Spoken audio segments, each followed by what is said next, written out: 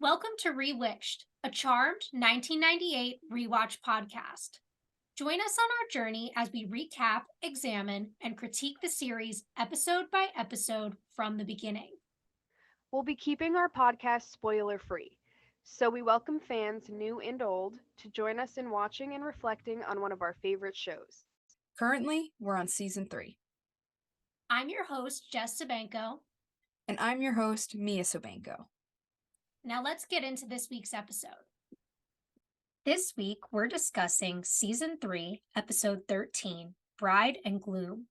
It originally aired on February 8th, 2001, and had 5.37 million viewers. All right, let's get right into the first scene.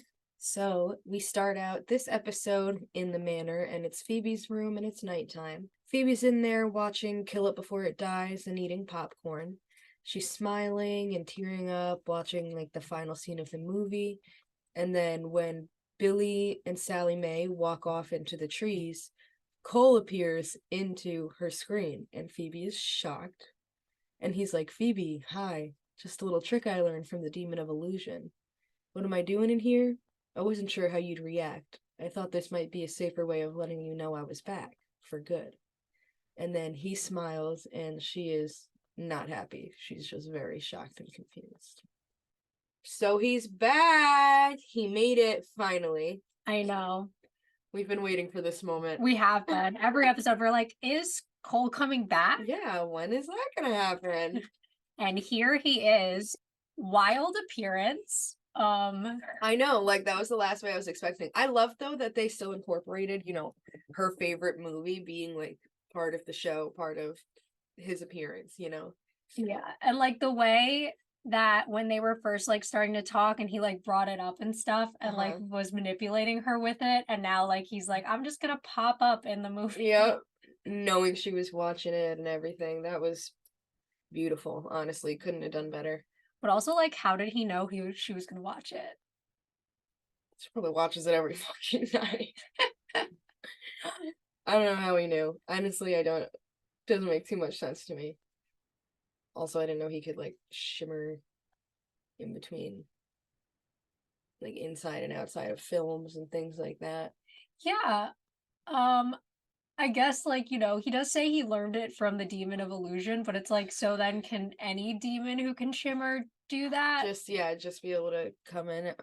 So I don't know. I'm a little confused. But you know what? The scene still worked for me. And of course he got the intro right after both sisters find out. Yeah, and at the point where like Phoebe kind of seems done with him, like I feel like had this been like 2 or 3 episodes ago, she would have been happy to see him back, but now she's kind of like, I'm done, like I'm ready to move on. Right, like that was not a good idea. She was like, I know I shouldn't have done that, but it is what it is. Let's just move forward. And that's when he decides to reappear into her life. And of course he does, because men somehow like in their heads know when you've started to move on, and that's when they pop back Always up. that they sense it. It's like a weird sixth sense that men have. I swear to God, every time. It's like I was so close to being done with you, and look what you did. She's like, maybe I can like move on from Cole one day. Like I could stop loving him, and then he's like, hey, yeah, I know. Hi, how you been, stranger? Oh my God. It's been a while. Literally, been a while. How you doing? Long time no see. I just want to point out, I love his like energy here, his like confidence about it, and like just like goofiness, and very much like, oh well, this is the deal. I'm back, bitch. Like, yeah, he's very like cutesy puppy dog, which I feel like is different than how we were introduced to him. And I'll have more to say like as we see him more in the episode about oh yeah, I agree. So after that, we have the theme. Then we go to P3, and holy shit, we see Justin again. I know, I didn't think we were ever going to. I was starting to wonder. I was like, I could have sworn he popped back up at some point, but a part of me was unsure. Yeah. So anyway, Prue and Justin are walking out together, and she's telling him that she had a good time, and he's saying that she seemed quiet. She says she's just got a lot on her mind with Piper's wedding coming up, and they make plans to get lunch the next day, and he goes. They kiss, and it's like kind of like awkward. Yeah. And then like he leaves, and there's this guy dressed in all black kind of standing there watching them. And then we see Prue take off her jacket and walk back into the club. I'm happy that we got our boy Justin back. It seemed like there was a good little vibe going, but now I'm not so sure. Yeah, things don't seem to be going well here. I don't know what changed. We didn't hear much about him, and then now she's barely kissing him. It was like the most awkward little peck that like then she turned away real fast. I don't know. Yeah. Seems uninteresting. Maybe it's just one of those, like, you meet somebody, you're like, oh, like, I like you, we connect, whatever. Then you actually, like, go out on a date and you're like, this is not, like, there's no Yeah. chemistry. That's how, like, that's kind Right. of the vibe I'm getting Like here. it didn't work out that way. So, I mean, sorry to hear that, Justin. We'll see how it goes the rest of the episode with you. Yeah, maybe you can fix this situation. Yeah. Obviously, he's not that important because we've already said multiple times that we don't even know if he comes back. True. And then whoever this guy watching her is, I feel like he's going to be an issue. Yeah, who is this guy? Creepy as hell. So, back inside by the bar, Piper and Leo are sitting together and Prue walks over to them. And Piper says that it's only 9 and teases her about her date being over already. And Prue's like, well, Justin has a meeting early in the morning. And they ask her if she decided if she's going to invite him to the wedding. And Prue says, no, I'm stalling. I mean, he's a nice guy. He's sweet. But he's just so predictable. There's no mystery, no savoir-faire. Besides, a wedding invite definitely makes a statement that the relationship is serious. All that built-in romance, mingling with the family, hidden tensions. And Leo's like, all the more reason to have a nice, simple, private wedding. And Piper's like, nice try, mister. And she says that the wedding planner is coming tomorrow at 11 and he's not orbing out of it and can't get out of it at all. And she walks away. So, a couple things here. Mm-hmm. I love the way they're like teasing her about her date ending at an early time. Very sisterly, very cute. Yeah. Obviously, the wedding invite thing. I feel like Prue's making a bigger deal out of it than it needs to be. I was thinking the same thing. Like, I've seen people who literally are just like, oh, this would be just a fun little thing, like, to go. I mean, I guess I get it because it's a family wedding, like your sister's wedding, so your whole family is going to be there. But like if he you were knows invited, her family. they grew up, no, exactly. So it's like that, I don't know, felt a bit dramatic, but I feel that mostly it's just her in her own head trying to find any excuse to not have to invite him because she doesn't really have interest. That's true. Because I'm like sitting there and I'm like, I mean, this relationship did not work out, but there was someone I was like starting to date. It was literally like our first date, and his brother was getting married like a month later. He's like, would you want to go to the wedding with me? And like, we just met each other recently. Right. I'd be like, sure. Like, yeah, I was like, yeah, I'm down. You know what I mean? Yeah, like wouldn't have thought too much. I wasn't like, oh my god, he's trying to marry me because he invited me to a wedding. Exactly. Like, that's not how that goes at all. I mean, at least not in my head. But even Leo, because when Prue was like, it makes a statement, he was like that he knows how to tie a bow tie. Like, Yeah. what is the statement? Yeah, no, I thought she was reading a little too much into that as well. And again, so I'm a little confused because I thought their wedding, and I don't know if it's just because they were trying to do it in secret before, but weren't they going to do like that whole hand fasting ritual instead of like your typical? So is that still the plan? I don't think so. I think like Piper wants more of like the fairy tale wedding now that they're actually able to plan it because they actually have permission from the elders this time. Gotcha. But how are they going to like make that legal? Yeah, there's some questions, and I think they're going to become more clear throughout the episode once like she actually meets with the wedding planners and starts realizing all the issues. Right. But like I think right now Piper's kind of in that like fantasy, like this is the wedding I've always wanted moment. Right. She's dreaming of exactly how it'll go, but I predict a lot of issues because they're not typical people and Leo's not even a real person technically anymore. Yeah. Like he's not alive, so it's going to be a little bit more complicated than that. I also love like her being like, you're not getting out of this no matter what. Yeah. Like you gotta be there, ignore them. I don't care. I love it. I love her energy here. So then we go to the back room, and Piper walks past that same guy that we saw who was looking at Prue before. Now he's pretending to be on the payphone. And when she walks past and into the office, he like wipes his hand and morphs into Piper and then walks back out to the bar. So over by the bar, we see Leo and Prue are talking. Leo's worried that he's going to disappoint Piper because their wedding won't be normal. And Prue says it's the Cinderella complex. Every girl goes through it.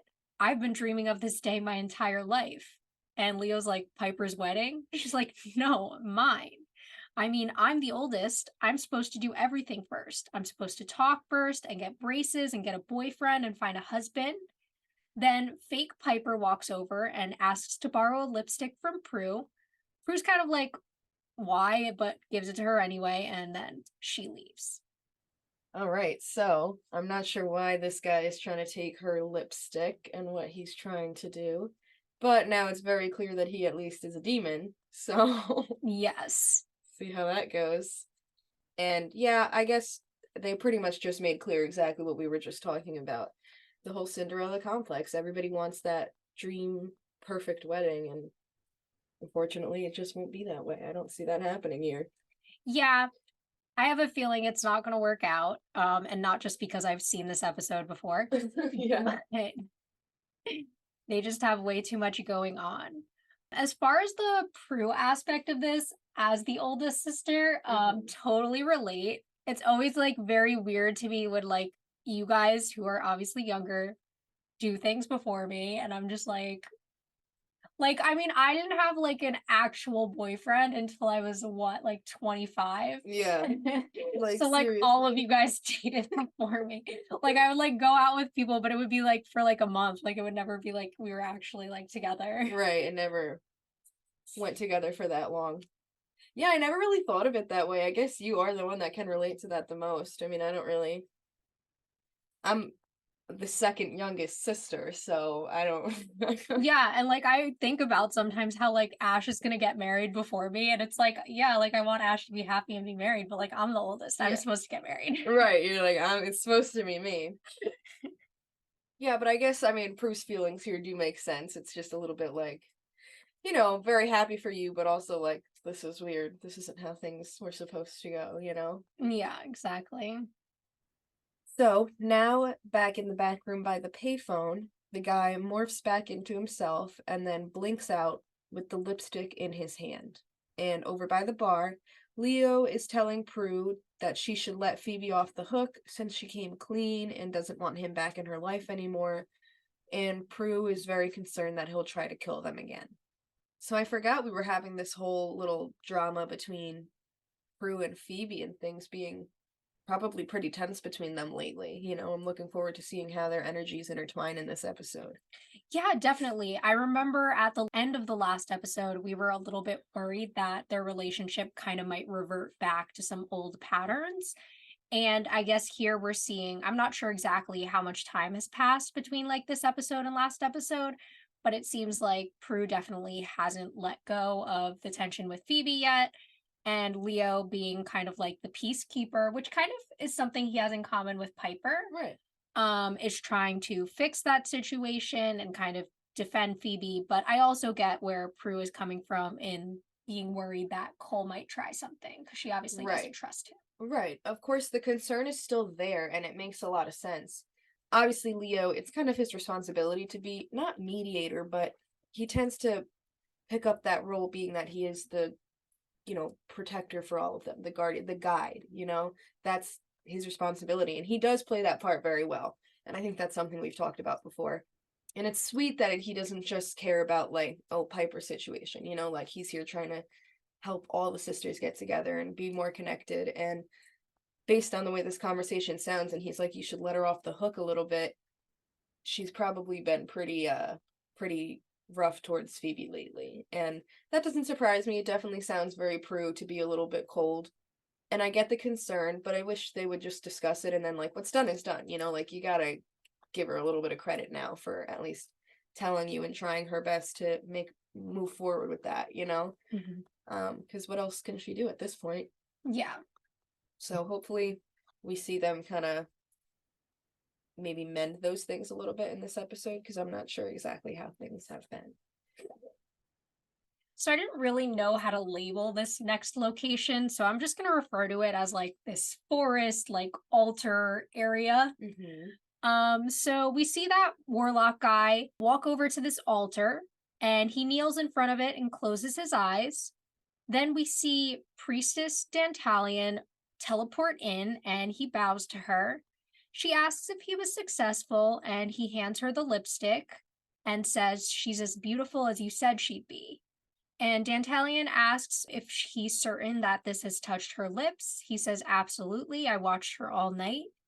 Not to be ungrateful, but what do you get out of making Prue Hollowell my wife?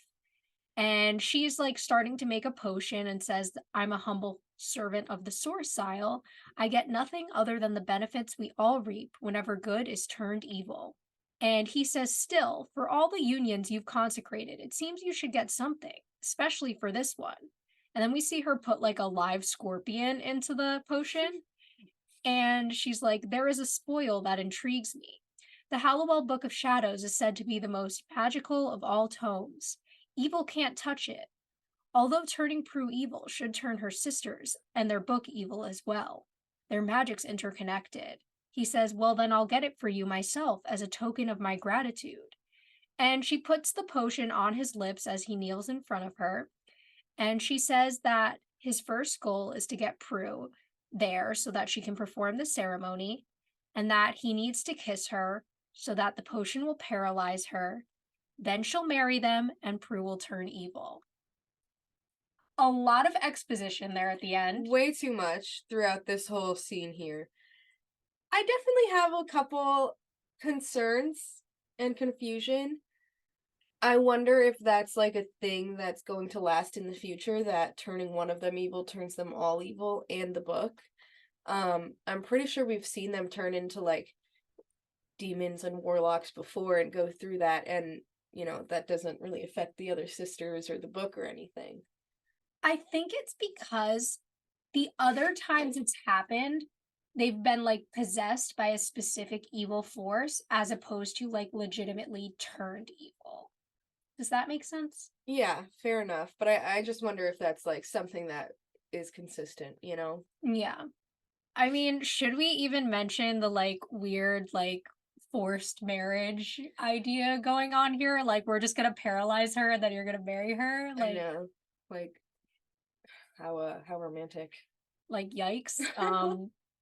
Rape. Sorry to hear that. Maybe, Yeah, like- I know. This is a little intense for me. But as the older sister, it is her duty to be married first. True. Looks like her dreams might just come true. Exactly. Careful what you wish for. Exactly. What are you thinking of this priestess here? I think she's got some ulterior motives. I definitely think that she obviously wants the book. I'm surprised he hasn't heard of the book, but he must not be very like powerful. I like her energy. I think she's very I mean, the exposition here was a little crazy, but like I do like the way she plays the part. I think she does a very good job. Yeah, no, I totally agree. I mean, I think both of these two are playing their roles really well. Mm-hmm. I'm interested in her, and I'm wondering if I like suspect her of like being a double crosser because I've seen the episode before, or if like I would have got that as a first time viewer. Right. I was wondering the same thing because obviously I knew that that's what happened, but I feel like you could kind of pick up on those signs watching it, just even from the start, the way she kind of rejects what he's saying, and then the way they make it so clear, like, oh, what's in it for you? And she's like, nothing, just, same, we all reap benefits when good turns evil. Like, I don't know. So Yeah. I feel like you could pick up on those signs that shit might hit the fan.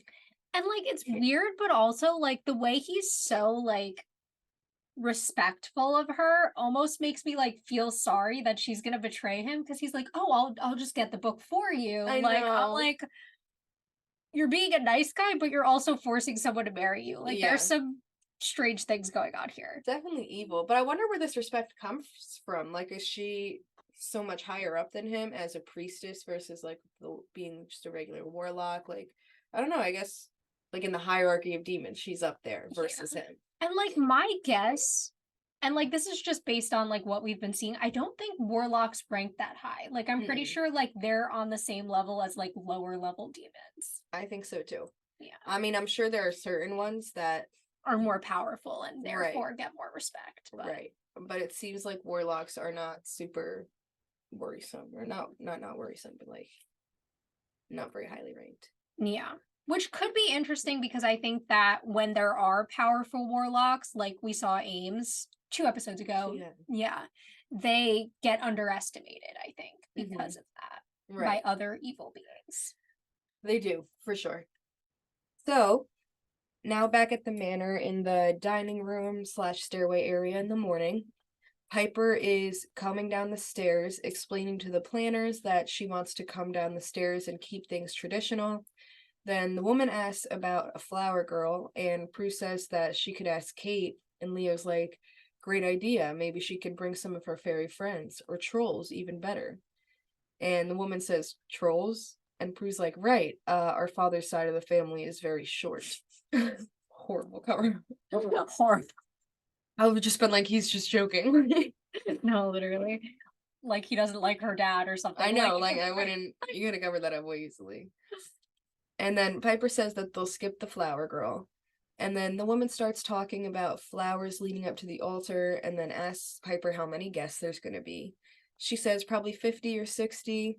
And Leo's like, who? And she's like, well, there's all the people from P3, friends, and Daryl, dad, mom. And Prue's like, mom, Piper, I don't think that you can really count her. And the guy's like, we'll have to if she's going to eat. And Prue's like, oh, trust me, she won't be eating. And then the woman's like, I thought your mother had passed on. And Piper's like, right, she did. I just meant I hope she's there in spirit. Then the man's like, you're right, that doesn't count. And then he asks about hors d'oeuvres, and Leo says pigs in a blanket. And Piper does this really like nervous, like annoyed laugh. And then she says she was hoping for something a little more elegant. That's when the phone rings and Prue goes to get it, while Piper asks for a moment alone with Leo. So This is going swimmingly. literally, why do like Piper in this scene is me trying to plan something every single time. Yeah. I'm like, I have such an idea in my head, and everything that everyone's doing that's like not matching it is just pissing me off Right. unbelievably. That's definitely Piper. She's working real hard to make it work for her. But I think they're both trying to make it very clear, like, it just isn't gonna happen, dude. Like, this doesn't make sense, everything you're saying. Leo being so passive aggressive too about it, know. like, I was like, Leo, this sass. I know, ridiculous. Like, don't sass her in front of these randos. I know, I've never seen that before, Leo. So not like you. I know. And like him and Prue kind of like teaming up against Piper here. I'm like, wow. I know, like, where is this energy coming from? You're about to get divorced before you even get married here. She's not having it. But yeah, these wedding planners are like, ugh, I don't know. To me, I found them kind of annoying. Like, just shut up. They're very like, oh, like, you know, me. I'm like, oh, I'm so smart. I know exactly what I'm doing. We're gonna do this. Like, I don't know. I feel like they feel a little like ego ridden to me. Like, and they're making Piper a little nervous, which annoys me. Yeah, I mean, I feel like they're trying to do their job, but they're also like not really getting the vibes. I feel. Yeah, like you're supposed to be like helpful and what would you like and this and that, and they're I don't know, it just feels a little off to me, but maybe it's because the energy and the whole time is just super weird from everybody in this moment. Also, like the way that the guy like is like, oh yeah, like that doesn't count. Like poor Piper, she just wants her dead mom to be included in her wedding. I know, like for him to not even be like, oh, like we could set I'm a sorry to place hear for that. her. Yeah, like we like, could do like something nice. He's right. like, no. He's that like, oh doesn't yeah, count. you're right, doesn't count. Thanks. But also when like the woman is so confused, it's like, I thought your mom passed on. Yeah, Like, I thought she's funny. Like, right, she did. Yeah, no, that was pretty funny. Interesting energy. It's just not working out for me here. Yeah, I have a feeling that it's not gonna go well with these wedding planners. No.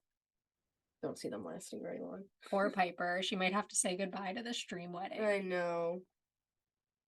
So then we're over in the conservatory, and Piper and Leo walk in together. Piper says, "What's the matter with you? Why are you doing this?" He says, "Because this is a disaster waiting to happen. That's why." She's like, "Well, keep that up and it will be." He says, "Piper, I love you, and I want nothing more for you than to have your dream wedding. But you are kidding yourself with this. We don't need wedding planners. We just need us." Piper says, "You may not need wedding planners, but I do. I don't want to have to worry about anything. And therefore, if I have to fight a demon in the morning, I know that the flowers will still be there on time." He says, "It's not the flowers I'm worried about, it's the guests, as in how do we explain everything to them? I mean, a white lighter marrying a witch is hardly traditional." She says, "Obviously," and walks out. So I see where Piper's coming from here, where she's like, I want this to still be all set. That way, like, if I have to go handle some witch shit, then I can still know that everything's gonna be back in time or good in time for the wedding, you know?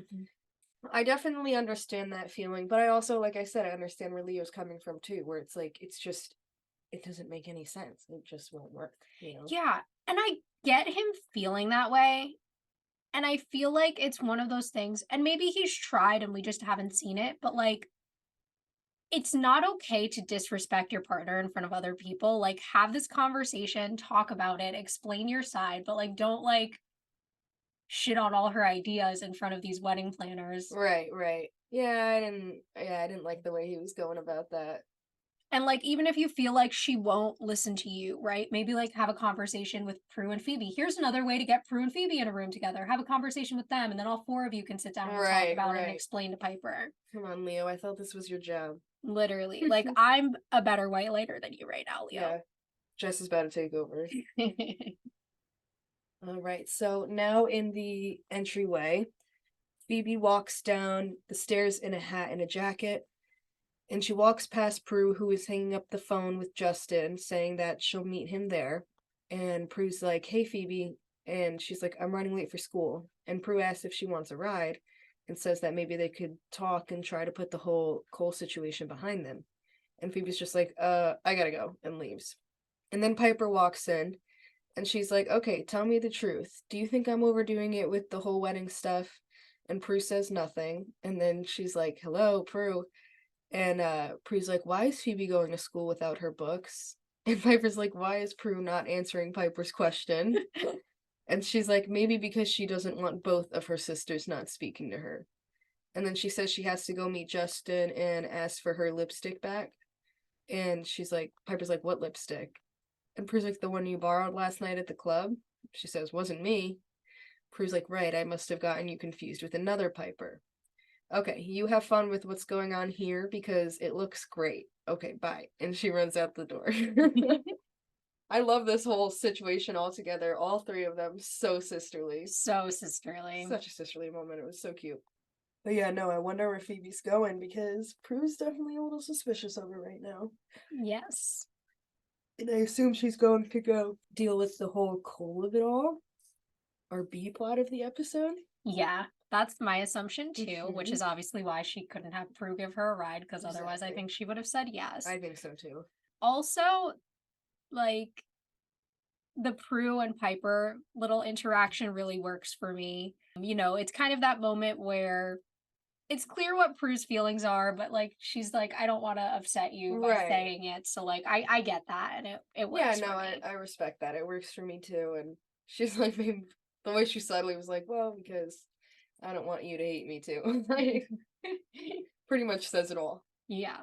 Also, the I must have confused you with another Piper. Hilarious. I know. Love that. Because unfortunately, you did. Yeah, there was another Piper. You just don't know that yet. Mm-hmm. So then we go to the mausoleum. Phoebe walks in and calls for Cole, and there's like this creepy music playing, and we see him sitting by the tomb, and then he gets up, and the two of them look at each other, and he starts to step closer. He says, "I knew you'd know where to find me." And she punches him in the face. She's like, "That is for ruining my favorite movie. Oh, yeah, and my life too." And he's like, "Phoebe," she's like, "I don't want to hear it, Cole. I'm over you. I want nothing to do with you anymore." He says, "I don't believe that. Honestly, I don't either." No. And she says, "Well, believe it, because if I ever see you again, I'm going to do what I should have done a long time ago, which is vanquish your sorry ass." He says, apparently distance hasn't exactly made the heart grow fonder. And she starts to leave, and then he says, Phoebe, wait. I took a huge risk coming out in the open and contacting you. The least you could do is hear me out. Okay, manipulative king. So manipulative. Like, they're okay. And she like turns to him and like raises her eyebrows. He says, I've been hiding this whole time, shimmering from realm to realm to keep the source from realizing you didn't vanquish my sorry ass. You're the only one who knows I'm alive. She says, actually, that's not true. I couldn't keep lying to my sisters. I had to tell them. He's like, okay, that's okay. I understand. As long as you didn't tell Leo. And she looks away. And he's like, oh, for God's sake, Phoebe, why don't you just put an ad in the paper and tell the whole damn world? She's like, you know what? Maybe I should have. And he steps closer and says, I've risked my life for you, Phoebe, my soul. I've put myself in more danger coming back here than you could possibly imagine because I want to try to figure out a way to make this work between us. She says, good and evil can't work together. He says, we did before. She says, I learned from my mistake. He says, so did I. Phoebe, I can suppress my demonic half, just like I suppressed my human half before we met. I can be good. You've seen that. And if you know I can, then why can't we be together? She says it's too late, and they look at each other, and then she turns and leaves. Oh my god. This was so intense. I'm so torn in this scene because, like, the part of me that loves, like, toxic couples is like, I love it. Yeah. I'm into it. Get back together. But at the same time, I'm like, he is being so manipulative this entire scene. Yeah. He is. He's like, oh, I've risked my life doing this. I've been doing this, this, and this for you. Like, no, you've been doing that to save your ass. No, literally, you've been doing that because if not, you would be dead. Yeah. Like, make it make sense. Literally. Also, the way she walked in and punched him in the face. Beautiful. Hilarious. Couldn't have gone any better. Honestly, that's how you should always greet an ex. I'm I just think kidding. so. But yeah, no, her reaction immediately, like, first of all, her lie, direct lie, like, I'm over you, I don't care, I want nothing to do with you anymore. Yeah, if that was true, she never would have shown up here. Exactly. You wouldn't have Like- came. And Like, when you ask to see someone to say goodbye, it's because you don't want to. exactly. You're like, maybe if you see me, you'll change my mind. That's why you do that. Right. And I could say that as someone who's done that multiple times. Where you're like, no, I'm really gonna say goodbye, but like, if I see him and he changes my mind, like, maybe I have an excuse to stay. Like, Yeah, I'm like, well, actually, we just had a really great breakfast. Yeah, I so know. maybe this is worth another shot. The way you convince yourself.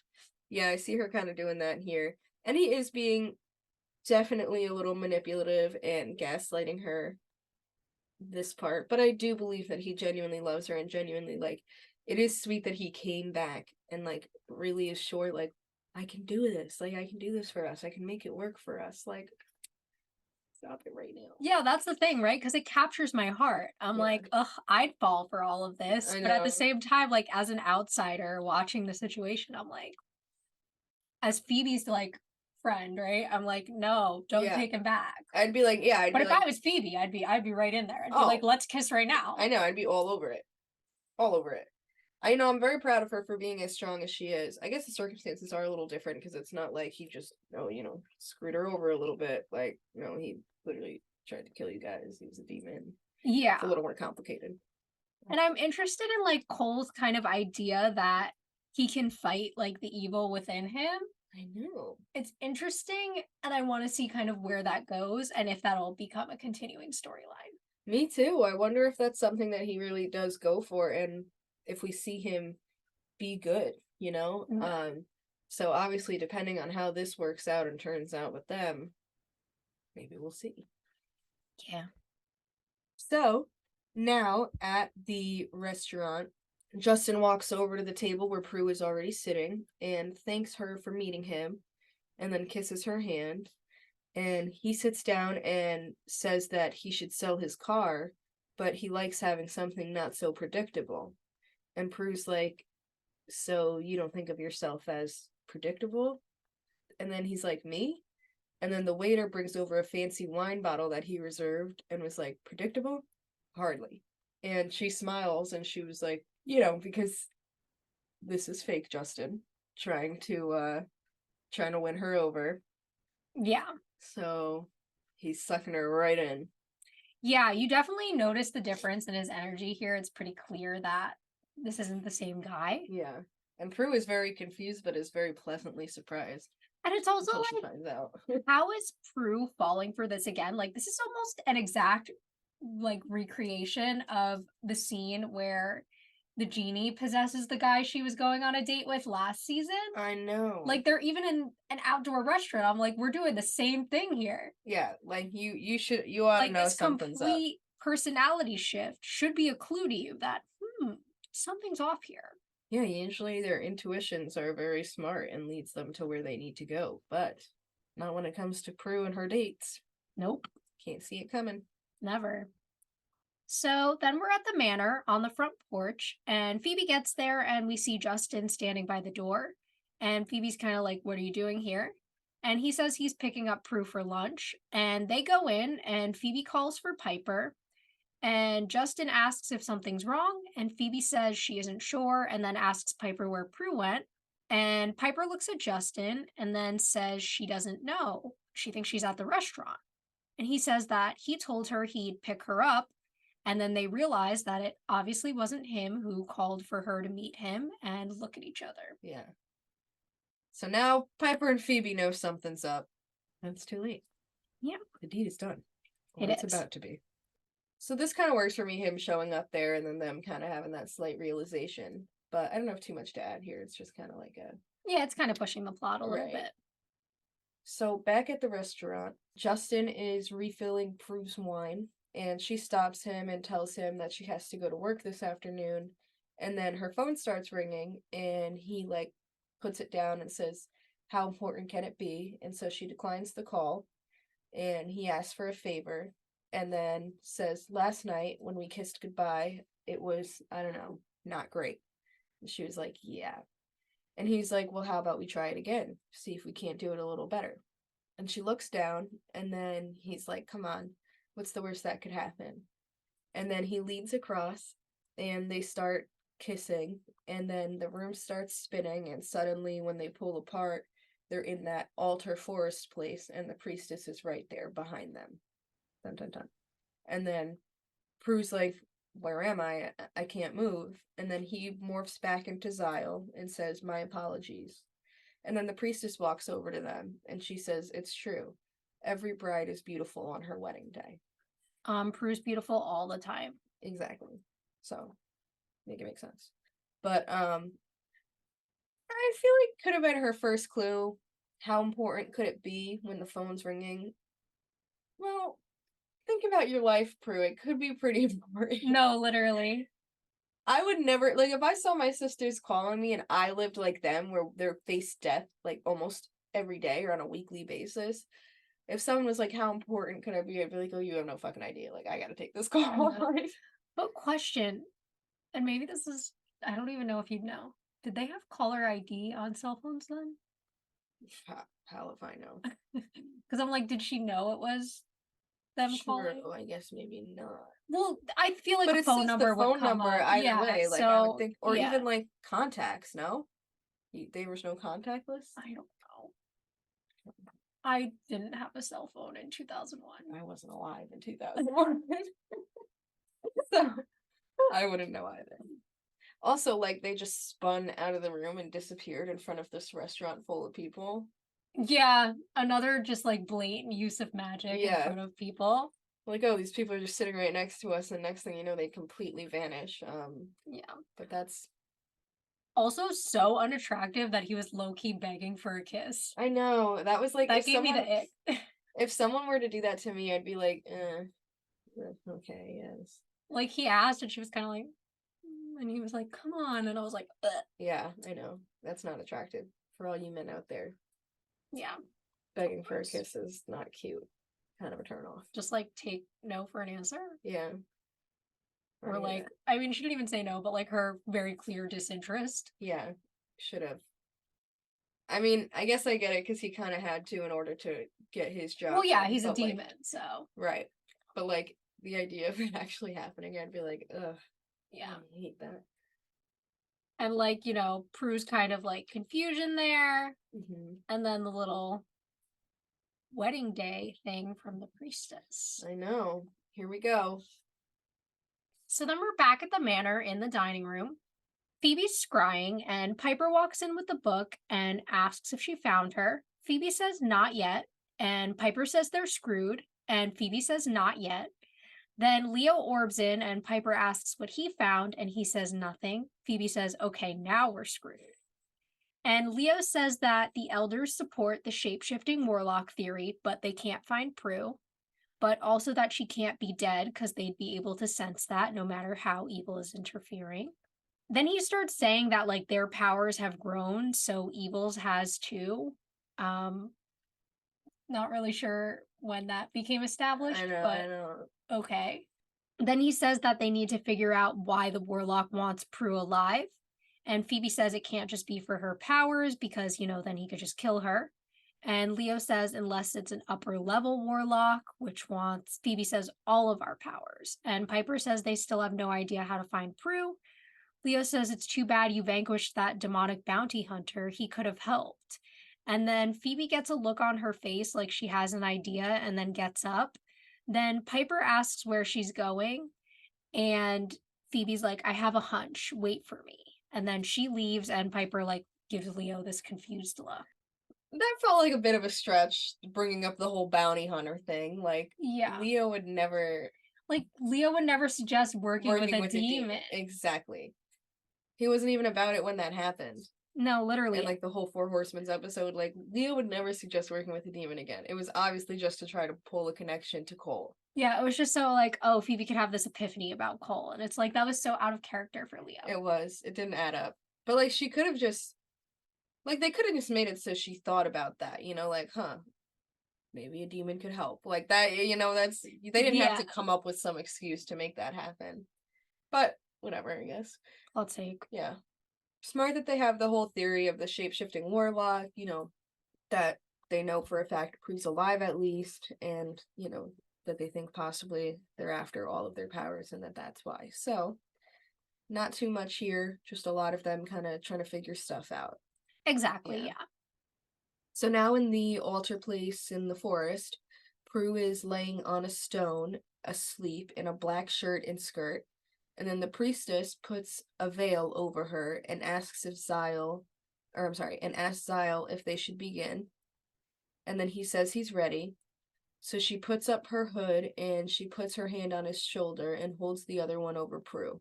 And then she says, in the beginning, we were damned, and through damnation, we found freedom, power, and purpose. As I unite you today, I remind you of those gifts. And she picks up the rope next to Prue, and he places his hand on hers, and she ties them together. And then says, in your union, may these gifts increase, so your powers may grow in the service of evil. And she places her hand over theirs, and Zyle says, how long before the transformation is complete? She says sundown, and asks if he can wait that long. And then he says, for the power of the charmed ones, I can wait a few hours. And then she says, let me be the first to congratulate you. And she kisses him, and then he starts choking, and she laughs. And he's like, why? She says, because I'm tired of bestowing great power on others. The Halliwell Book of Shadows is the key to unbelievable power for me. And then, she does like a whole lot of exposition about her plan, and then he passes out, and she says, I will enjoy killing all of you. So, honestly, this is what you get for cheating on your wife immediately and kissing another woman. I know. What was that? Why did you... Let me congratulate you on your wedding day by making out with you. What the hell? Thanks. Like, imagine you go to someone's wedding and then everyone's just, like, kissing the bride and groom. Right after. Like, that's so weird. Interesting. Congratulations. Like, that is so weird. I do like this whole little, like, ritual they have for the service of evil and getting married in, like, an demonic way. It also, like, reminds me of what you brought up earlier, like, the hand fasting where they had to tie their hands together. It's, like, the same thing here, but with, like, the dark rope. So I think that's kind of an interesting that good and evil both have that similar Both marriage do that. ritual. Right, yeah, no, I love that. Well, now we know she wants to go after the Book of Shadows at least, and that's going to be her game plan. And that as the conversion is happening, all the sisters are supposedly slowly going to turn evil, as well as the book. Yes. I'm also interested in, I guess she doesn't trust Zyle because, like, I mean, he said he would get the book for her, Right. but she's like, I'm just gonna take you out Right. and get it myself. Yeah. Because, I mean, I've never had a reason to trust a man, have you?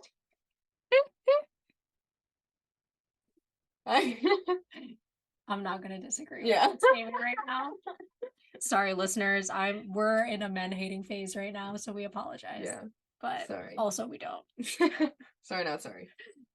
But yeah, no, I don't know why. I think it has less to do with him and more of just like one of those, well, you're gonna get the brunt of my frustration because I'm gonna take it out on everybody, you know? Yeah. And I mean, at the end of the day, they're all evil, right? And Exactly. evil doesn't trust other evil. Yeah, they all go after each other and good. And they all want one thing, great power for themselves. They're very selfish. We've talked about that. So not too out of place. No, definitely not. So then we're back at the mausoleum, and Phoebe walks in calling Cole's name, and he shimmers in and says, I was beginning to think I'd never see you again. She says, I'm not here because of us. I need you to help me. And if you do, it doesn't change anything between us. You have to know that. He says he's listening. She says Prue was taken by a warlock. We think he's a shapeshifter. But the weird thing is, nobody from our side can get a read on where he's hiding her. And he says that doesn't make sense. Warlocks don't have that kind of power. He must be working with somebody that does.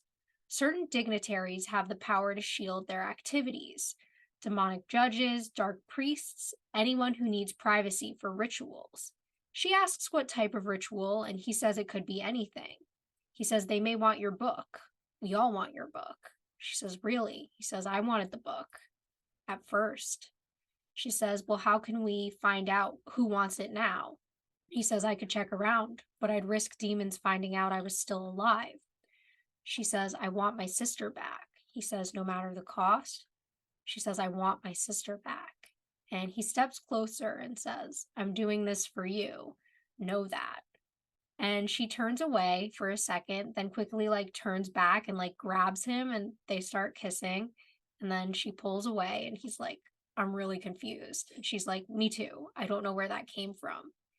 And he says he better go and then says, if you don't hear back from me, I got caught.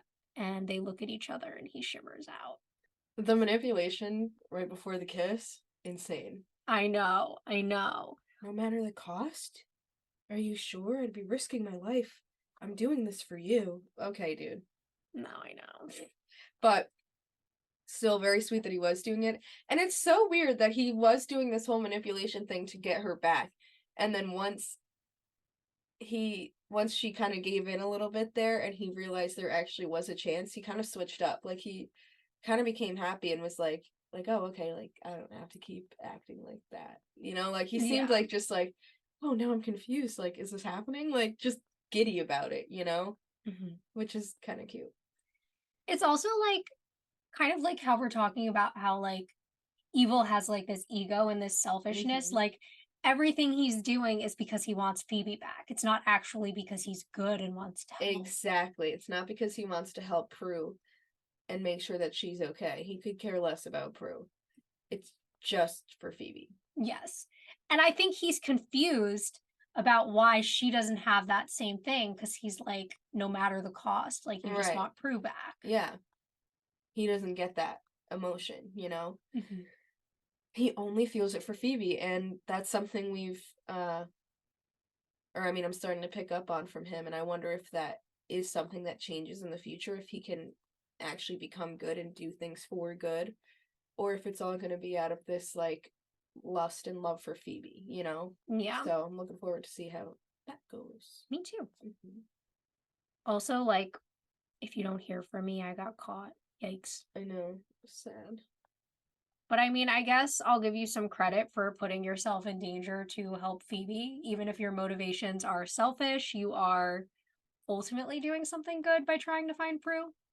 Yeah, but so is it is it really right if its only intention is because of Phoebe? It's like a selfish motivation. I don't know how much credit we can really give him. Yeah. I mean, I'll give him credit for doing something good, but that doesn't mean that he's good. Yeah, you got some work to do, Cole. And also, I mean, the kiss. Let's talk about that for a second. Oh, yeah. I mean, we kind of knew Phoebe was in denial, but that just proves it. Like, it's still there between them. It was such a heated kiss, too. It was so cute. And, like, you just felt like all of her emotions let loose. Like, she just could not hold back anymore. And it was so real. Yeah, and I think a lot of this was like Phoebe convincing herself, Uh-huh. right? Like, she keeps saying she's over Cole because she wants to believe it. Right. But the truth is, you can only, like, lie to yourself for so long. Right. You're still so very in love with him. You can't just... Those feelings don't just go away that easily, you know? Yeah. So, now in the manor, in the living room, Piper is sitting on the couch looking at the book, and it looks totally different. Like, the pages are darker and everything, and the page she's on is a killing spell. And Leo sits down and said, "I thought you said there was nothing in the book." And she's like, "Well, now there's just a bunch of weirdness in it. Look." And then he says, "Hemlock killing spell? That doesn't belong in there." And she's like, "But it does have possibilities." And he's like, "Piper." She's like, "I'm sorry, I don't know what I was." And then she closes her eyes and blinks out. What? So that's crazy. What is a hemlock? Plant. Gotcha. Hemlock. A killing spell with hemlock. Okay, I see. So that was kind of one of my concerns. Like, I get the whole turning, I mean, I guess, turning them all evil. But if the goal is to get their book that holds all the power with all of its spells and knowledge and everything, why is the book changing and has completely new spells? Like, you're not getting the same book. And where did these powers come from? Like, it would make more sense for them to have their same powers, just an evil mindset, instead of just gaining a bunch of random powers that, like, don't track to me. Yeah. I don't know, like, it just felt a little weird to me. Yeah. That all of a sudden they all get all these powers just because they got turned evil. Yeah. And I mean, I guess if they turned into warlocks, like, the blinking thing makes sense. But, like, as we're going to see later, they get a bunch of new powers. Yeah. So that part's confusing. Yeah, so I don't know. It's definitely, I mean, it works for the plot's sake and it definitely works out well, but it doesn't make that much logical sense to me. Yeah. But I mean, then again, when Phoebe was possessed by the Woogie, like, she got a bunch of new powers too. Right, but it was the Woogie's powers. Yeah, that's true. Are they getting, like, Zyle's powers maybe because he's connected to Prue and so are they? I guess you could argue that. That could be the case. Still just a little weird though. Yeah. Or, like, maybe it's part of the ritual that they get these powers. I don't really know. Yeah, I don't know. We'll just have to come to our own conclusions in our mind because we never really get an answer to that. Yeah, I'm not really sure. Logic-wise, not really, but for the plot, it definitely is interesting. Yeah, and I mean, the little, like, personality shift and then questioning of it going on with Piper right now is interesting as well. Right. You can see that she's starting to make that turn. Yeah. So then we go to the kitchen, and Piper blinks in and is, like, super shocked. And Leo calls for her, and she tells him where she is. He says, "You blinked?" She says, "I did not. Only warlocks do that." He says, "Piper, you did it." Then Phoebe walks in and says, "Hey." And Piper asks where she's been, and she says, brainstorming. How's it going in here?" Leo says, "Your sister's blinking." And she's like, sorry, what?" And Piper's like, "Okay, I admit it was definitely weird, but it was kind of fun. I was in there and I was thinking about the kitchen, and then suddenly, boom, here I was." And Phoebe's like, "That is so cool." Leo says, "Except that it's a warlock's power." Phoebe's like, "So what? They're always trying to get ours. It's about time we get one of theirs." And Piper tells her to try it and says, "Just think and blink."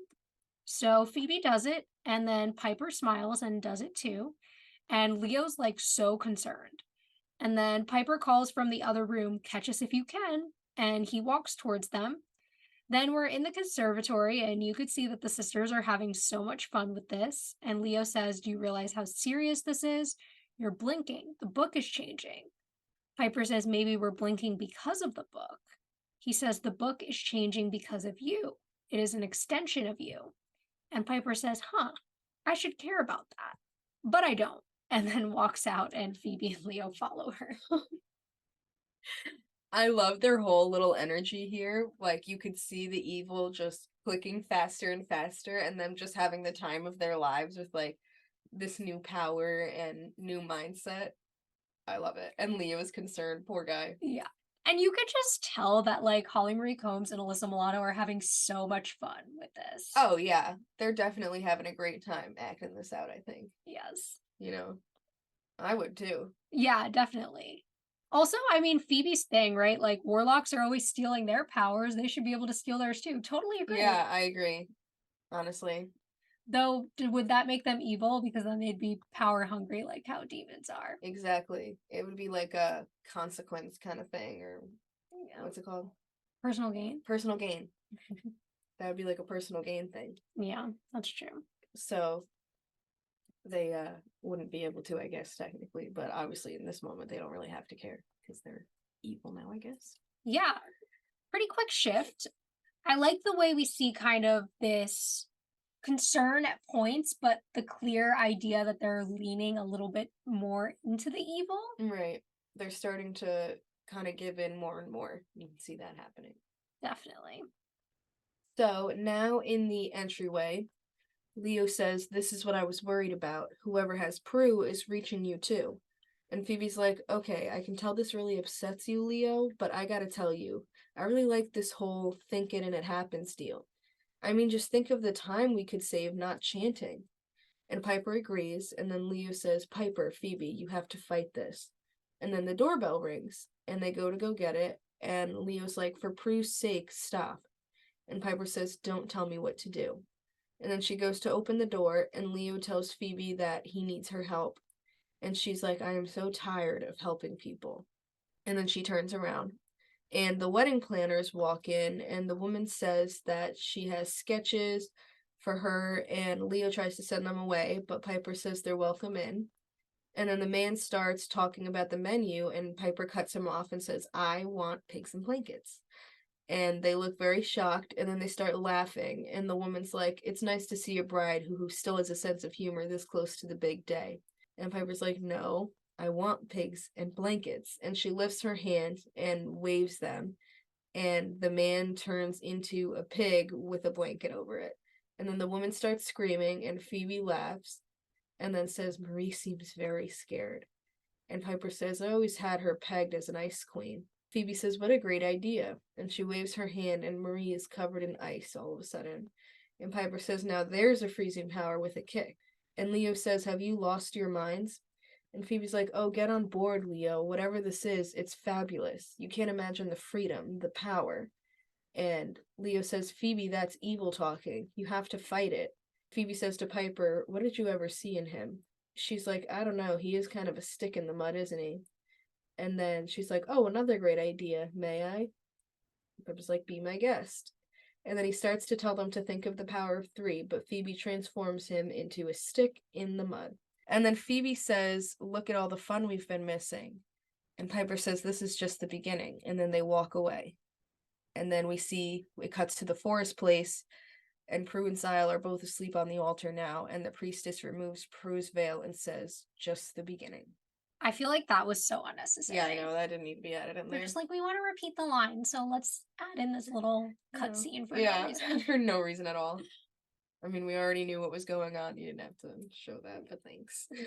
Thanks. But the scene before, so much comedy. Mm-hmm. I love it. Again, we just see a lot of fun for the actors here, and Leo fighting so hard to like keep them, but it's very clear that the evil has taken over at this point. I know. He doesn't really know how to get them through it, you know? He's like, "Come on, guys, you gotta fight it. Think of the power of 3." And they're just like completely like dismissive of him and no concern at all. And the fact that they did that to the wedding planner is like hilarious. You know? Yes. But also like Because, like, good wants to hide their magic, but Mhm. so does evil. Right. So that was a little bit confusing to me too. But I'm kind of like assuming that it has more to do with the fact that they just turned evil and they're just like having fun doing whatever the hell they want to do, you know? Like they feel like, "Oh, we don't have to care about anything right now." Right, because being evil for them right now means not having to worry about rules and consequences. Exactly. So for them, that's kind of how they feel in general, I think, in the moment, which is why they're not as concerned about exposing the magic to these wedding planners and things like that, you know? Yeah. But mostly just a fun little scene of us seeing their new magic and the evil in them and definitely having fun with it. Yes. Also, poor Leo. I know, poor guy. And it just gets worse and worse for him. Really, poor Leo always gets the shit end of the stick when it comes to the sisters. Yeah, now he just is a stick. Literally is a stick. Also, the freezing power is cool. Yeah, that is pretty dope that it literally just freezes them over. I love Yeah. that. So then we come back and we're in the entryway, and Piper and Phoebe walk back in, and we see the pig walking around, and that Marie is still frozen. And Phoebe's holding this big knife, and they kneel down next to the pig. And Phoebe says, "Oh, it's your wedding. Shouldn't the first kill be yours?" And Piper smiles and holds up the knife, but then frowns and says, "This is too easy. It's boring. I want to do something bigger." Phoebe says, "Count me in." And they get up, and Piper says, "If what's happening to us is happening to Prue." And Phoebe says, "Then the power of three can be truly amazing. We have to find her." She says, "But first we need to clean up the house." And she waves her hands, and Marie and the man turn back to normal. And then she tells them they're fired. And Phoebe uses magic to open the doors and throw them out with telekinesis and then close the doors.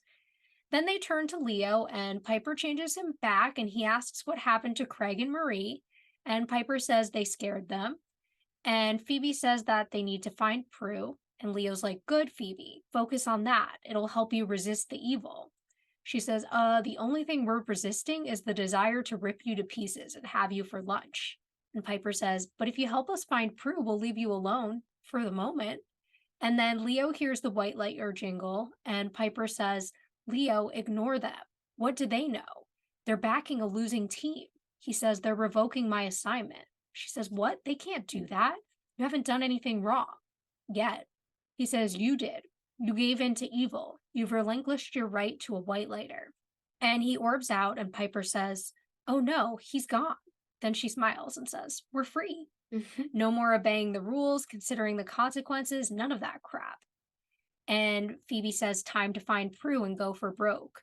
And she starts walking upstairs and Piper asks where she's going, and she says that she can't do evil in this outfit and needs to go change. Yes. So again, another great scene where we see all the evil energy between them. I like the way they, get Craig and Marie out of there, and then how, Leo gets revoked from being their white lighter. Like, it all makes sense to me. And then them, of course, thinking of it as a good thing. Just barely not killing an innocent. I know. That was a close call. I don't think they could have come back from that. So No, I don't think so either. I don't think that's something you're allowed to do. definitely not. What's interesting to me here, and I'll talk a little bit more about it when we get to those final scenes, is the way Piper has switched up so much on how she acts and feels about Leo just by being evil for a few moments. It's very interesting. It is, because it kind of brings up that whole idea of evil can't love, evil doesn't care, which I guess can be the case if you're full demon at least, but I guess since we see with Cole that his human side allows him to be able to love. So, Yeah. kind of depends on the circumstances, I guess. But yeah, she just completely. Yeah, because also, even here, their desire to get Prue back has nothing to do with their love for their sister anymore. It's all about gaining more power. Exactly. Yeah, and that tracks. That's definitely the evil mindset that they've always shown happens, Mm-hmm. So it all makes sense to me. So now we are in Phoebe's room, and Phoebe starts unbuttoning her shirt, and Cole closes the door behind her, and she turns and sees him, and he's like, "Phoebe," and she's like, "Cole, you're okay." And he says, yeah, barely. And she says, any demons spot you? And he's like, just one. And she says, the big bad Balthazar strikes again. He says, not anything I'm proud of. And she's like, why not? You should be. And then she leans in and touches his face, and they start kissing. But then he pulls away, and he says, Phoebe, if what I found out is true, then Prue's in serious trouble. She's been forced to marry a warlock. And Phoebe goes, figures that bitch would steal Piper's thunder. And he laughs. And then he says, you don't understand. A high-level priestess, Dantalion, is rumored to have married them. And she's got the power to turn Prue evil and turn you evil too. And that's what's, as she's like taking off her shirt, and he's like, that's what's happening here. And she's like, so, isn't that the way you want me? And she leans in to kiss him again, and they start making out again, but he stops them and says, no, that's not how I want you to be. That's not how I want us to be. Our only chance is if we're both good. And she says, love is love. And he says, there's no such thing as evil love. It's just gratification, lust. And she's like, you know what, Cole, your human half is kind of preachy. I think I want Balthazar back. And he says he's not coming back. And she's like, oh no. And then she just starts beating the crap out of him and saying, I want Balthazar. And then eventually he shifts into him. And she's like, that's more like it. And then she's about to kiss him again when Piper knocks on the door. And then Balthazar says, Dantalion's coming for your book. You better be ready. And he shimmers out. Then Piper walks in and asks what's going on. And Phoebe closes her shirt and she's like, nothing, unfortunately. And she says, I heard voices. And Phoebe says, I had a premonition. Must have gotten pretty loud. We gotta go. The high priestess that has Prue is supposedly coming here. And Phoebe walks out, and Piper's like, must have been a hell of a premonition, and then follows her out the door. So, A lot happening here. yeah. I kind of love that. Cole doesn't want it to be that way. Yeah, there's something, I feel like all episode we've been talking about how manipulative he's being. Mm-hmm. Here he seems genuine to me. Yeah, me too. Like, he genuinely... And I mean, again, I think a part of it is if they're evil, then, like he said, it's not love. Like, it's just lust, and things aren't going to be as good as they can be when they're good, you know? And he's seen that because he's seen good love with them. Yeah. And how that is. And obviously, as much as all he wants is Phoebe, he wants them both to be good in order to make that happen. And I think that that's so respectful that he's not willing to give in. Yeah.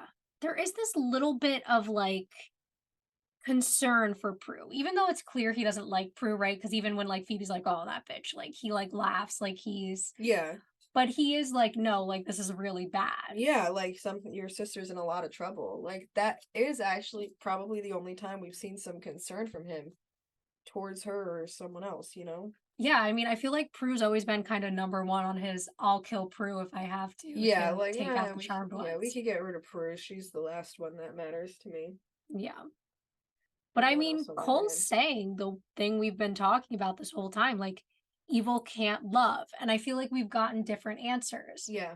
Like if we think back to the Cupid episode, we got the idea that evil can love, but that it's a very possessive love. Right. And I think Cole's even agreeing with that. He's saying, you know, it's like, it's lust, it's gratification, it's power. Like those are the types of love that evil can feel. They Right. can't feel that genuine, like human, I care for you love. Yeah, exactly. Not that kind of connection. And I like that we get that set answer from him. I do like seeing that little concern for Prue that he has and him not willing to give in. Phoebe cracks me up with the whole beating him up and the I want Balthazar thing. And faking that premonition. But it all worked for me the way that they found out the information and are now gonna go after the person who's got Prue. Yeah. And there's just like a lot of Phoebe lying in this episode and lately. Yeah, I know. They're like, oh, I had premonition. Right. Kind of has to be. Or kind of had to be the case because she didn't want them to know about Cole or anything. Yeah. But I guess, well, she's evil, it doesn't really matter. But even earlier in the episode, she was lying about Cole just to do it. Yeah. He brings that out in her. It's not a good trait to bring out in someone. That's that toxic relationship we love so much. True. True. That's one of the top signs of a toxic relationship, right? Is you have to keep secrets from people. Exactly. Yep. So then we're back in the forest altar place, and we see Dantalion is chanting with her hands over Prue and Zyle, and then takes off her hood. Then we cut to the attic where the book glows red on the podium. And she says, "It's time," and smiles back at the altar place.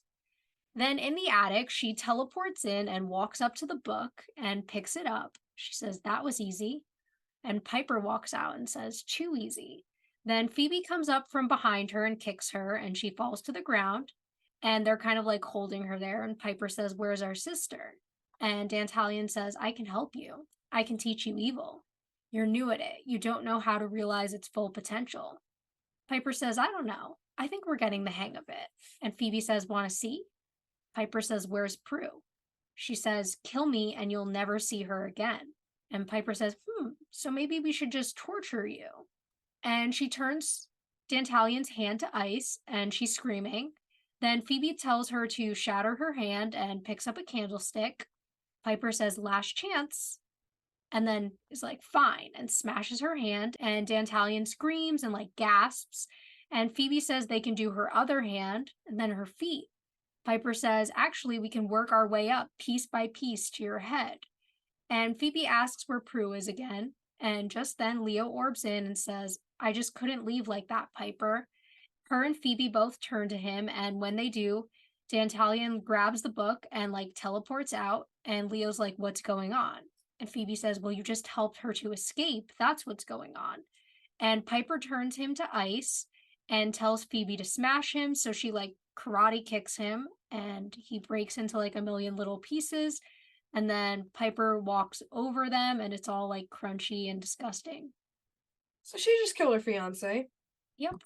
Very nice. So they did commit a murder. Yeah. But he's a white lighter. Yeah.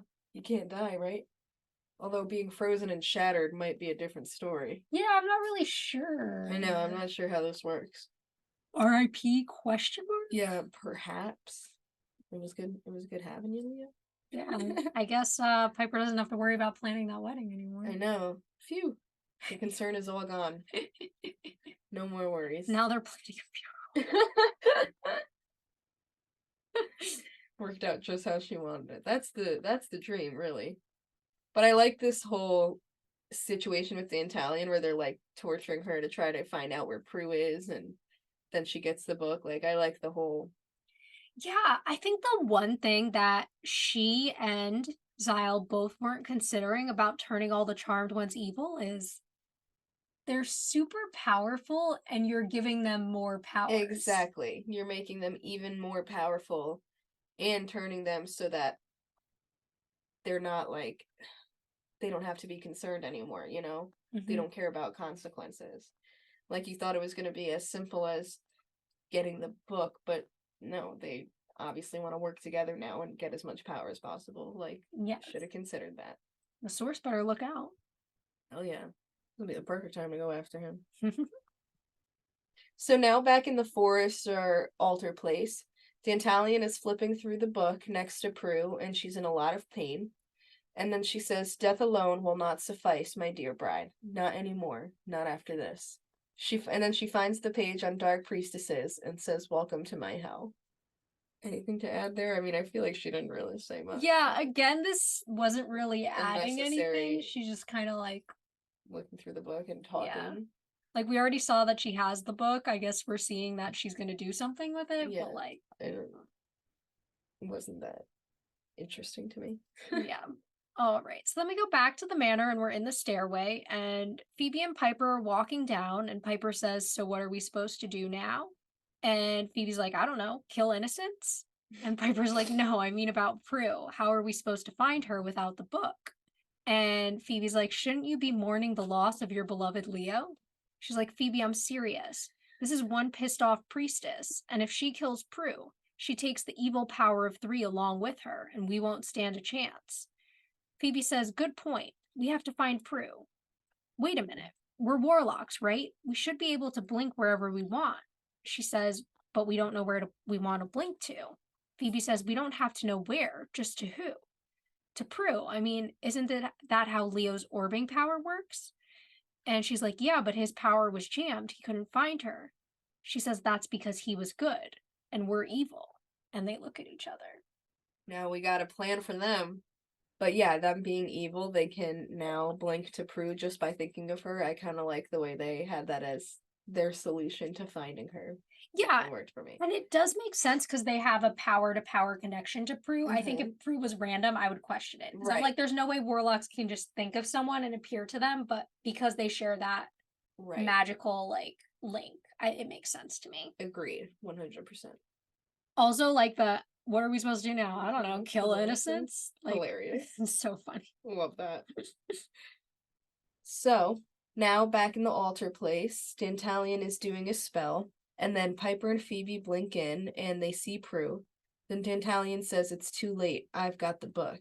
And Phoebe says, well, it takes a while to learn how to use it, trust us. And Piper says, how about in the meantime, I freeze your head and shatter it? And then she does a spell and says, I may not be powerful enough to fight you yet, but they are.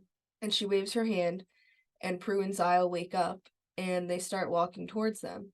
And then Piper says, Prue, you don't look so good. And Phoebe says, but that's a great dress. And Dantalion tells them to eliminate them. Piper's like, Prue, ignore her. Come on, come with us. We're your sisters. And she says, I'm his wife, not your sister. And then she throws them into a tree with telekinesis. And Dantalion smiles. And then Piper and Phoebe get up. And Phoebe says that they need to find a way to get her on their side. And Piper's like, how about we get her a divorce? And then Prue and Zyle look at each other, and he morphs into her. Prue and Phoebe look shocked, and then both of them blink out and then back in. And Dantalion says, don't want to shatter the wrong sister now, do you? And then Prue to Prue says, I love you. And the other one says, you too. And Piper's like, welcome to Planet Narcissist. And Phoebe's like, wait a minute. Cole said that evil can't love. Piper's like, Cole. And she's like, the point is, she didn't say I love you too. And then Dantalion puts a dagger in both Prue's hands. And Phoebe tells Piper that the one by her is the warlock and to freeze her and shatter her. So she does, and then Prue drops the dagger. And Prue's like, what's going on? And then Phoebe's like, I think we're back, all of us. And they turn to Dantalion, who is starting to run, and Piper freezes her, the normal freezing way. And then the book starts glowing blue. And Prue says, let's do something good. And they walk over to the book and cast a vanquishing spell. Then Dantalion starts smoking and spinning and then blows up. And then Prue's like, well, that was the wedding from hell. And then smiles. And she's like, although I guess I was the first to get married after all. And then Piper's like, oh no, Leo.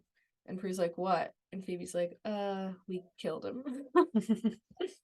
So quite a fight scene, the ending there. I mean, it makes sense that as soon as they killed the evil guy, the link broke and they were able to turn good again. It felt kind of like an easy ending. It did, and also I question, because if Prue's evil too, why was she able to say I love you? Right. I don't know. Maybe it's because she's used to being good, like knows like it's just still in her. Like her humanity isn't yeah, completely gone until they kill an innocent, maybe like we Maybe, saw last yeah. episode. That could possibly be it. I mean, I don't know, yeah. But that was, I guess, didn't make that much sense. But I guess it worked in the sense of like them figuring out who it was Yeah. for plot, I guess. But I mean, I did like the ending. I did like them killing Dantalion and her confidence, kind of being her downfall in the end again. It felt like a good wrap up to that, at least. Yeah, and I mean overall, I enjoy this scene. I think that it's really well put together. The two Prues is an interesting twist, and then of course them being able to figure it out because of Cole's advice from earlier in the episode works overall. Exactly. And obviously they are now worried about Leo. Yes. So then we're in the manor at night in the attic, and Piper's crying, and they all run in.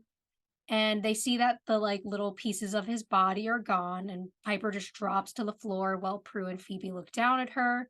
And this is kind of reminding me of that moment earlier in the season when he was like taken away from their wedding. I know. It was such a like recreation of that for me. But then Leo orbs in and they turn to him and get Piper to look, and she runs over and hugs him and she's like, thank God you're okay. He says, actually, it had more to do with what you guys did. Vanquishing Zyle broke the bond and reversed all the evil you had done. Phoebe just says, I just hope the wedding planners don't remember what we did to them. And Leo says, unfortunately, they will, but I doubt they'll believe what happened. And Piper says, and unfortunately, you will. And Phoebe says, "Oh, yeah, Leo, sorry we killed you." And he says, "It's okay, Phoebe. It wasn't the real you. Or you, Piper." Prue says, "Wasn't it? I mean, on some level, it was me. I felt it. They didn't just plant evil inside of me, or us for that matter. There had to be something there for them to turn to begin with." Leo says, "That doesn't make you evil, Prue. We have to choose to be evil voluntarily." Phoebe says, "Well, I got to admit, it was kind of fun. For a while, I mean, to be able to do whatever we wanted, whenever we wanted, with no consequences." Piper says, "My fiance being shattered into a gazillion pieces is kind of a consequence." Prue says, "Still, I kind of understand what Phoebe's saying." Phoebe's like, "Wait, you do?" And then Prue starts walking out and everyone follows.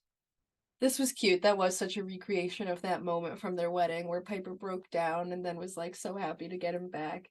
That's so sad. She was so sure that he was gone. I know. Poor girl. And Leo, of course, being as reasonable as he is, you know. Way too understanding. I know, like, he's just like, "Oh, it's fine. it wasn't you weren't guys. evil. It wasn't you." It wasn't you, exactly. I mean, I guess it's something they're all just gonna have to put up with. You know? You learn not to take it personally. Yeah, like sometimes a family member's gonna turn evil and try to kill you. Yeah, It just happens. but you know what? That's just another day in the Halliwell household. So probably not that surprising for them. True. Also, just like Prue throwing them all under the bus. Leo's like, "It wasn't you," and she's like, "It was though." It was us though. Yeah, it was. We killed you because we wanted to. Like Yeah. Piper low key wants to kill you. Yeah. Though I mean, overall, it makes sense because obviously there could be no good without evil, and we all have little bits of bad inside Right, of us. exactly. So it does make sense. You have to choose to do that though. Yeah. So, in the stairway, Phoebe's like, "Am I detecting a thaw in our rift?" And Prue's like, "All I'm saying is, if evil weren't enticing, why would there be any? I mean, you know, to pretend that we're never attracted to it is like pretending that it just doesn't exist." And then Phoebe says, "Uh-oh, something tells me Cole's name is about to be brought up." And she's like, "Look, I definitely do not like the fact that you lied to us about vanquishing him. But I have to admit, after taking a trip down the dark side, I sort of understand it a little better. The problem now is that I realize that Justin is just so boring." And Leo's like, "Well, scratch one name off the wedding list." And Piper says, "Actually, scratch them all." I cave. Our lives are just way too bizarre to have any sort of normal wedding. I don't know what I was thinking. And says, "Phoebe, by the way, you never did mention where you got that premonition from." And she's like, "What premonition?" She's like, "The one that told us about Dantalion." And she's like, "Right. You know, something tells me you wouldn't believe me if I told you anyway. So let's just say I got in touch with my evil side, something I will never do again." And then she smiles and they all look down. So, lie, as we'll see in the next scene. Yeah, But not quite so true. But, you know, we all get it. We all get how hard it is to step away from love when you say you're going to, you know? yeah, no, we get you, Phoebe. But I do like this little ending. I like Piper finally caving on the whole wedding thing and understanding that. Prue's little conclusion to Justin, and kind of Prue and Phoebe finally being a little more on the same page when it comes to the whole Cole situation. Yeah, I think that kind of gaining of understanding is important to their relationship, and hopefully things are going to go back to being good between them after this. Then, of course, we have Piper making the decision to have that small, intimate wedding. Mm-hmm. Yeah, which definitely works for me. Yeah, All the and little conclusions we came to. and goodbye, Justin. Sorry to hear that. Sorry things didn't work out. Sorry you're boring, I guess. At least they finally did it like it wasn't just like oh, we get introduced to this guy and then never hear about him again. Yeah, It just was like vanishes into thin air. yeah, like we actually got a little more from him. So then we move to our final scene of the episode. We're in the mausoleum, and Phoebe walks in, and Cole's already standing there. He asks her how it went, and she says everything's back to normal again. He says, "Good." She says, "Yeah, good," and looks down. And he says, "It's not enough, is it? What I did doesn't change your mind about us, does it?" And she says, "No." He says, "Why not?" She says, "It's too complicated." He says, "Oh, don't give me that. If nothing else, let's at least be honest with each other. We owe that." She says, "I love you, and I will always love you. Nothing can change that. Just the temptation. It's too much. And I can't take that risk for me or my sisters." He says, "Phoebe, I'm telling you, I'm not evil anymore." She says, maybe not on the surface, and maybe not even in your heart, but somewhere inside of you, you will always be. And you can't ever change that. And they both look so sad. And she touches his face and says goodbye and leaves. He says, I'm not giving up, Phoebe, but she doesn't stop and just goes. And once she's gone, he says, I'm not going away. Oh my god. And that's how we end the episode. Final scene. And it wasn't even at P3. I know. Shocker. I know. This must be pretty serious. I can't believe it. It's very sad. Do I believe that this is the end? No. Yeah. But the whole conversation between them is very sad, and I get it. That was a very strong move on her part. Yeah. For sure. I mean, there's so much feeling in this. There's so much, like, there's those tinges of manipulation again. But it doesn't seem intentional this time. It did earlier. Right. And it seems like he really thought that just saying he's good and doing one good thing was enough to change her mind, which I think to me proves that he's not good. good. At least not yet. Not you yet. know? Yeah. And the way she talks about him as like kind of like temptation is Right. really interesting. And the way like she is really trying so hard to walk away from this toxic situation and him saying, well, I'm not going to go anywhere. Yeah, that's not good. That is a toxic king right there. He really is. Yeah, like, ugh. It's so conflicting because I'm like, it's so bad, but like, I love it so much. I love it. Yep, same way. So I'm very excited to see how this goes from here. Yeah, me too. Final thoughts on the episode?